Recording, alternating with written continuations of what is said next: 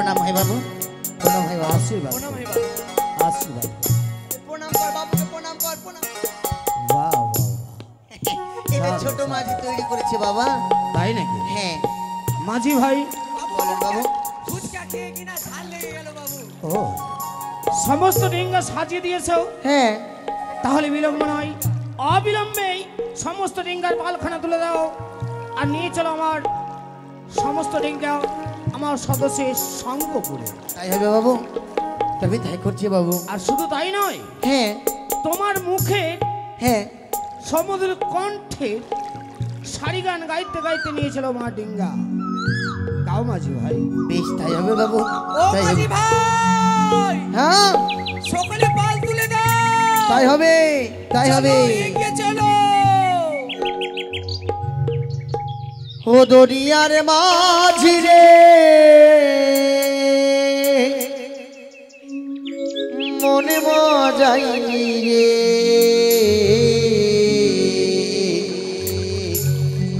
চলো বাপু দেশে যা।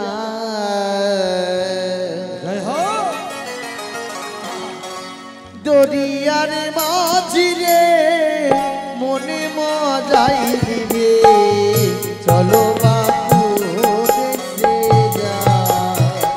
দরিয়ার মাঝি রে মনে মজাই রে, চলো বাপু দেশে যা।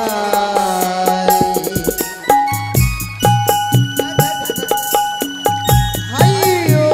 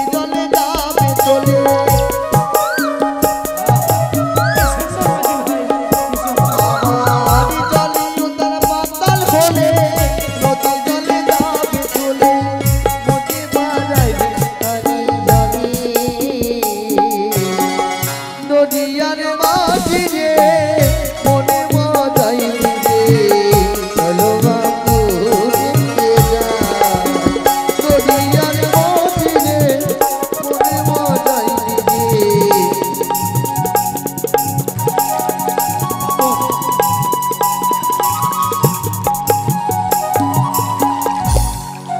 মাঝি ভাই বাবু ওই তো এসেছে চলো এই মধ্যে সেই বটবৃক্ষ তলায় আমরা বিশ্রাম নিই তাই হবে বাবু তাই এসো হবে বাবু তাই হবে এসো মাঝি ভাই এসো তাই তাই এই তো বটবৃক্ষ তলা এই বটবৃক্ষ তলায় আমি বিশ্রাম নেব বেহুলা নারায়ণ দানি আমার নাম পড়েছে কারণ দানি কেন নাম পড়েছে জানো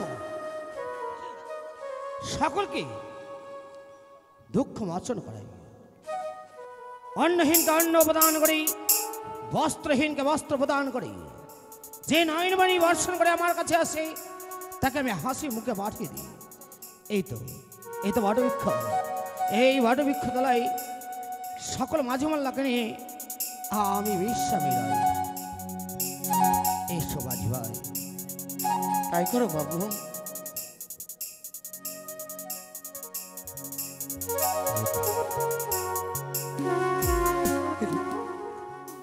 প্রভু চলো প্রভু এই অকুল সাগরে ভেসে সেই দেবতা নগরে যাই ঠাকুর আর কত কাল আমায় অকুল সাগরে ভেসে যেতে হবে চলো প্রভু এই পথ হইতে আমি কোথায় ছিলাম কোথায় এলাম যাই না কোনো অজানা পথে ওই আমি কোথায়